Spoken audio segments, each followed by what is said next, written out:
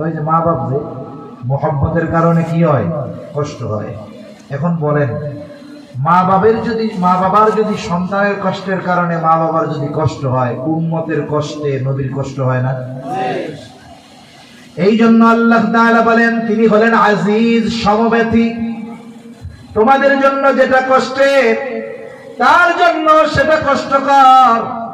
এরপরে আল্লাহ তাআলা বলেন, হারিসুন আলাইকুম, তোমাদের জন্য তিনি কল্যাণকামী। নবীজি সব সময় উম্মতের কল্যাণের চিন্তা করতেন, সেটা ইবাদতের ক্ষেত্রে হোক, অন্য ক্ষেত্রে হোক।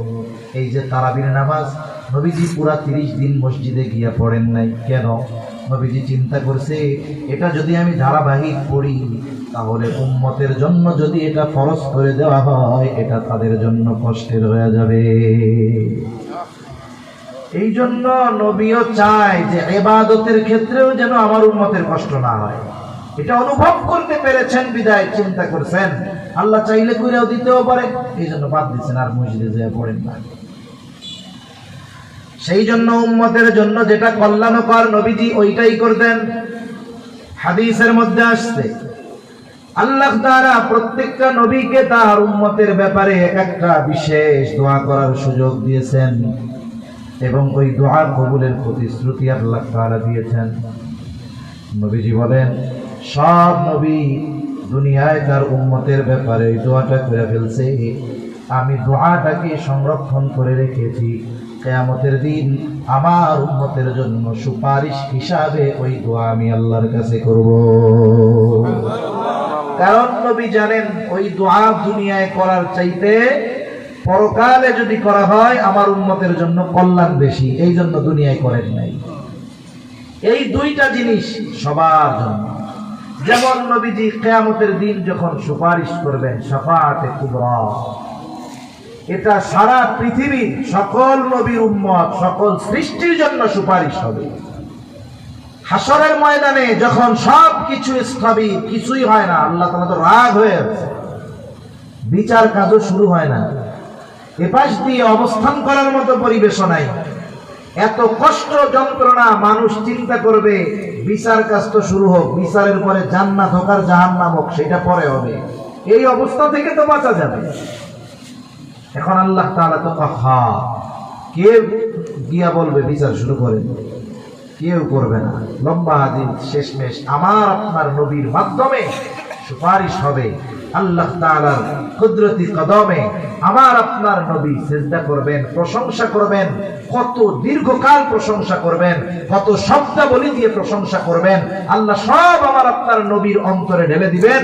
এক সময় আল্লাহর রাগ কমবে, বলবে, হাবিব মাথা উঠান, কি বলতে চান বলেন, আপনার সব কিছু আমি কবুল করে নিব। সুবহানাল্লাহ। আমি বলবেন, বিচার শুরু করে দেন।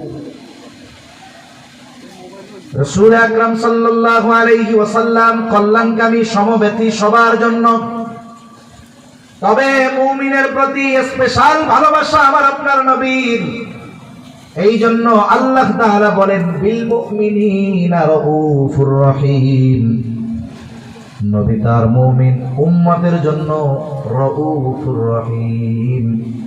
রাউফ আল্লাহ তাআলার গুণবাচক নাম, রহিম আল্লাহ তাআলার গুণবাচক নাম। দুনিয়ার কোন মানুষ, দুনিয়ার কোন সৃষ্টি রউফুর রহিম হতে পারে না। রউফুর রহিম কে? জোরে কোন? আল্লাহ। ঘুমাইতেছেন নাকি? এইরকম কইলে ঘুম আসারই কথা। তাকবীর দেন, নারায়ে তাকবীর, আল্লাহু জোরে নারায়ে তাকবীর। আল্লাহ তাআলা বলেন যে এই নবী তার মুমিন উম্মতের জন্য রউফুর রহিম। কে বলতেছে? আল্লাহ। আর রউফুর রহিম কে? আল্লাহ। আর নবীকে আল্লাহ বলতেছে যে নবী এই উম্মতের জন্য রউফুর রহিম। তাহলে রউফুর রহিম এই গুণবাচক নামটা আল্লাহ, অতি সদয় পরম দয়ালু। কে? আল্লাহ। অথচ আল্লাহ তাআলা বলেন এই নবী তার উম্মতের জন্য অতি সদয় পরম দয়ালু। তার মানে কি পরিমাণ মোহাব্বত, কি পরিমাণ ভালোবাসা উম্মতের প্রতি নবীজি, এই কথার দ্বারা সুস্পষ্টভাবে বোঝা যায় যে উম্মতের প্রতি নবীর মোহাব্বতের কথা বলতে গিয়ে আল্লাহ তাআলা তার গুণবাচক শব্দ স্বয়ং তার নবীজির শানে ব্যবহার করেছে। এখন এতটুকুতে আশা করি বুঝতে পারছেন নবীজি আমাদের কত ভালোবাসে, নাকি সন্দেহ আছে কোনো? নিখাত অগাধ অকৃত্রিম ভালোবাসা নবীজির আমাদের প্রতি। মহাসমুদ্রের তলদেশ খুঁজে পাওয়া যাবে, কিন্তু উম্মতের প্রতি নবীজির ভালোবাসার গভীরতা খুঁজে পাওয়া যাবে না। যে নবী এত ভালোবাসেন সেই নবীকে ভালোবাসতে হবে না আমাদের? দুনিয়ার ভালোবাসাগুলো সম্পর্কের কারণে হয়, ওখানে সম্পর্ক স্বার্থ নিহিত থাকে। কিন্তু নবীর প্রতি ভালোবাসা শুধু সম্পর্ক স্বার্থ না, ওইখানে ঈমান সম্পৃক্ত আছে, ঠিক কিনা বলেন? এজন্য নবীজি সাল্লাল্লাহু আলাইহি ওয়াসাল্লাম বলেন, লা ইউমিনু আহাদুকুম হাত্তা আকুনা আহাব্বা ইলাইহি মিন ওয়ালিদিহি ওয়া ওয়ালাদিহি ওয়ান নাসি আজমাইন। নবীজি বলেন, তোমাদের কেউ ততক্ষণ পর্যন্ত মুমিন হতে পারবে না যতক্ষণ না সে তার পিতা মাতা সন্তান সন্ততি এক কথায় সকলের চাইতে আমি নবীকে বেশি ভালো না বাসবে। তাহলে নবীকে ভালোবাসতে হবে কতটুকু? নিজের জীবনের চাইতেও বেশি। আচ্ছা, আপনি যাকে আমি যাকে জীবনের চাইতে বেশি ভালোবাসতে পারবো, তার জন্য তো আমি জীবনই দিতে পারি, তাইলে অন্য সব কিছু করা এটা তো সাধারণ ব্যাপার, ঠিক কিনা বলেন? আমি আপনি যার জন্য জীবন দিতে পারবো তার জন্য অন্যান্য কিছু করা এটা কোনো ব্যাপার? কোনো ব্যাপার। তাহলে রাসূলুল্লাহ সাল্লাল্লাহু আলাইহি ওয়াসাল্লামকে ভালোবাসা নিজের জীবনের চাইতে বেশি, এটা ঈমানের দাবি। স্বাভাবিকভাবে একটা মানুষকে পরিপূর্ণ ভালো কখন বাসা যায়? বলে যে সাহেব উপস্থিত তাকে ভালোবাসা যায়, কিন্তু অনুপস্থিত ব্যক্তিকে ভালোবাসবো কেমনে? নবীজি জানেন আমার উম্মত আমাকে ভালোবাসার ব্যাপারে চিন্তিত হবে, এই জন্য স্বয়ং নবী তাকে ভালোবাসার পদ্ধতি আমাদের জানায় দিয়েছে।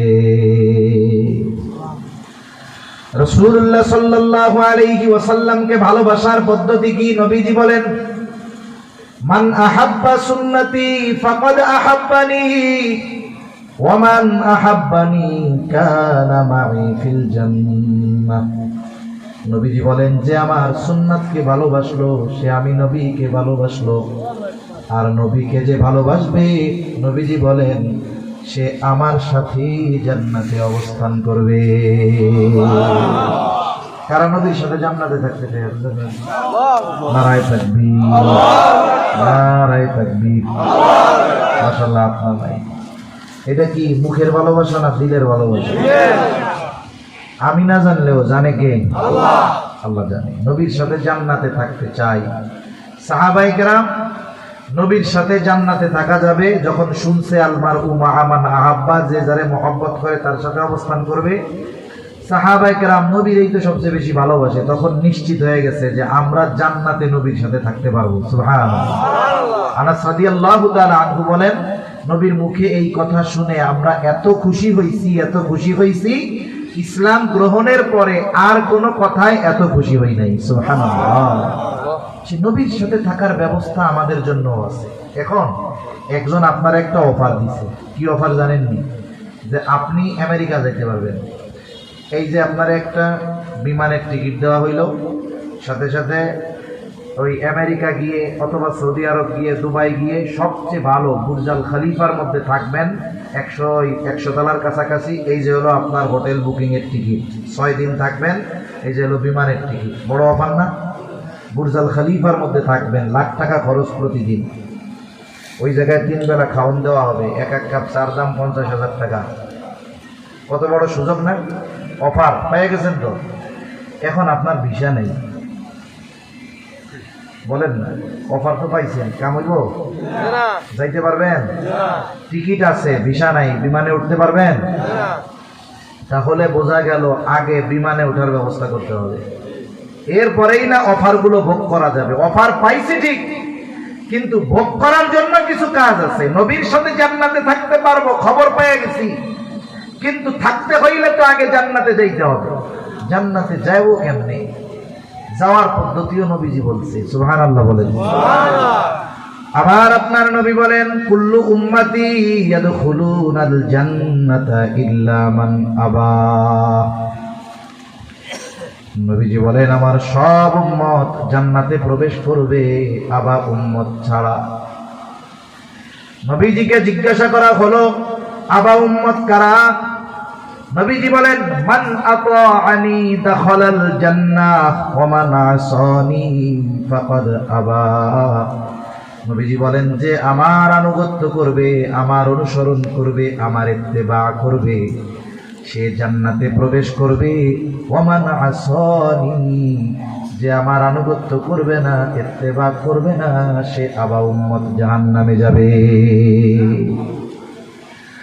তাহলে নবীর অনুসরণ ছাড়া জান্নাতে যাওয়া যাবে না। এখন কইতে পারেন হুজুর নবীর অনুসরণ করে জান্নাতে যাব, নবীর সাথে থাকবো, এটা তো আখিরাতে হইল, দুনিয়ায় কি লাভ? দুনিয়ার লাভ আছে না নাই? এখন কোন আমরা তো নবীকে ভালোবাসতে চাই, আল্লাহকে ভালোবাসার দরকার আছে না নাই? আল্লাহ তাআলা বলেন ওয়াল্লাযীনা আমানু আশাদ্দু হুব্বাল লিল্লাহ। ঈমানদার যারা আল্লাহর প্রতি তাদের ভালোবাসা সুদৃঢ়। আমরা আল্লাহকে ভালোবাসতে চাই, এখন আল্লাহরে ভালোবাসবো কেমনে? ওই যে বললাম যে সামনে আছে, দেখা যায়, ধরা যায়, কাছে পাওয়া যায়, এরাই না ভালোবাসা যায়। আল্লাহরে ভালোবাসবো কেমনে? আল্লাহ জানে যে আমার মুমিন বান্দা চিন্তা করবে, আমার নবীর উম্মত চিন্তা করবে, কেমনে আল্লাহরে ভালোবাসবো? আল্লাহ বলেন ভালোবাসার পদ্ধতি আল্লাহ নিজে জানায়া দিচ্ছেন। সুবহানাল্লাহ। খবরটা দিচ্ছেন নবীজির মাধ্যমে। কার মাধ্যমে? কষ্ট হইতেছে নাকি আপনাদের? এখন বিষয় হলো রাত যে টাইম, এই টাইমে যদি কেউ চিন্তা করে যে ফজরের নামাজ ছুটতে পারে, তার জন্য চলে যাওয়া আওয়াজ, বুঝেন নাই? একজন যদি এই পেরেশানিতে থাকে যে হুজুরে কয়টায় শেষ করবো, আল্লাহ জানে, আমি আর 5-7 মিনিট 10 মিনিটের মধ্যে শেষ করে দেবো ইনশাআল্লাহ।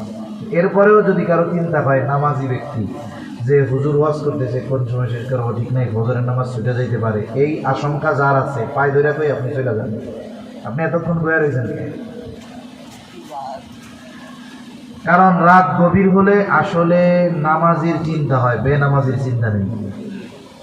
ওয়াজ মাহফিল অনেক সময় বলে না ওয়াজ চলবে, সবাই কয় চলবে। কতক্ষণ? সারা রাত।